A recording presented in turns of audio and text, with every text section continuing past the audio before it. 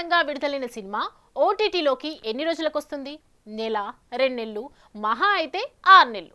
కానీ భారీ అంచనాలతో విడుదలై బాక్స్ ఆఫీస్ వద్ద బోల్తా పడ్డ ఈ సినిమా మాత్రం విడుదలై 2 ఏళ్లు కావస్తున్నా ఇప్పటికీ ఓటీటీ బాట పట్టలేదు. మొదట్లో ఆశ్చర్యపడ్డా తర్వాత అంతా మర్చిపోయారు. అయితే ఎట్టకేలకి ఇప్పుడు స్ట్రీమింగ్ డేట్ అనౌన్స్ చేయడంతో మా అయ్య గారు ఇప్పటికైనా ఓటీటీలోకి ఎంట్రీ ఇచ్చేస్తున్నాడంటూ హ్యాపీ మూడ్లోకి వెళ్ళిపోతున్నారు మూవీ లవర్స్.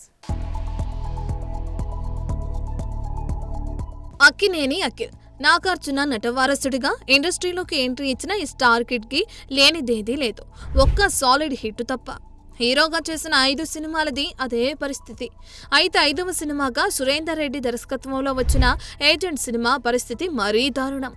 భారీ బడ్జెట్తో తెరకెక్కిన ఈ సినిమా కోసం అఖిల్ పడ్డ కష్టం బూడిదలో పోసిన పన్నీరైపోయింది.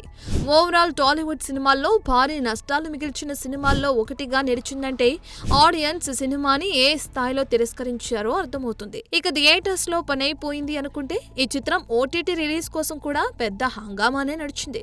2023లోనే సినిమా థియేటర్స్ లో రిలీజ్ అయిన నెలలోపే ఓటీటీ డేట్ కూడా ఇచ్చేశారు.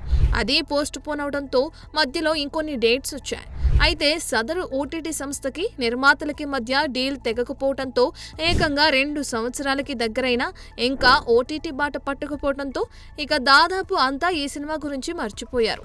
సరిగ్గా ఇప్పుడు మళ్ళీ ఏజెంట్ ఓటీటీ రిలీజ్ పై బిగ్ ట్విస్ట్ వచ్చింది. ఏజెంట్ సినిమాని అప్పుడు సొంతం చేసుకున్న సోనీ లివ్ వారి మళ్ళీ కొత్తగా మార్చి 14న డేట్ ని ప్రకటించి మూవీ లవర్స్ కి షాక్ ఇచ్చారు. ఈసారి ఏజెంట్ ని ఏకంగా పాన్ సౌత్ లో కాకుండా పాన్ ఇండియా భాషల్లో రిలీజ్ చేయడానికి సిద్ధమవటం విశేషం. చూడాలి మరి అయ్యవారు ఏసారైనా అనుకున్న సమయానికి వస్తారా లేక ఎప్పటిలాగే వెనకడుగు వేస్తాడా? For more videos like this, subscribe Big TV channel.